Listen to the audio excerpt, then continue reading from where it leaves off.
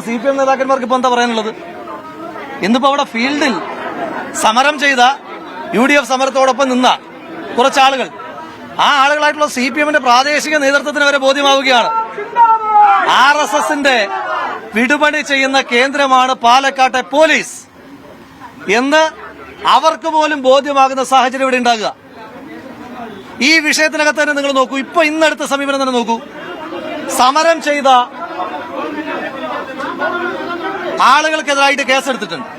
ആയിക്കോട്ടെ, ഒരു കേസെടുക്കട്ടെ. UDFന്റെ കൌൺസിലർമാരെ പുറത്താക്കി ഗേറ്റ് അടച്ചിട്ടുണ്ട്. പക്ഷേ UDFന്റെ കൌൺസിലർമാരെ, വനിതാ കൌൺസിലറെ അടക്കം തലക്കടിച്ച BJPയുടെ നേതാക്കന്മാർ കൌൺസിലാളിരിക്കുക പോലീസ് സംരക്ഷണത്തിൽ. അതെന്ത് നീതിയാ?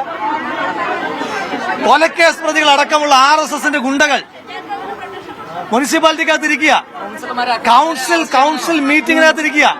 ഞാൻ ചോദിച്ചോട്ടെ, കൌൺസിൽ മീറ്റിംഗിൽ എന്താ ഈ കൊലപാതകങ്ങൾക്ക് കാര്യം? ക്രിമിനലുകൾക്ക് എന്താ കാര്യം? ഞാൻ പറഞ്ഞ വാദം തന്നെയാണ് ഇവിടുത്തെ പ്രാദേശിക CPM നേതൃത്വം പറയുന്നത്.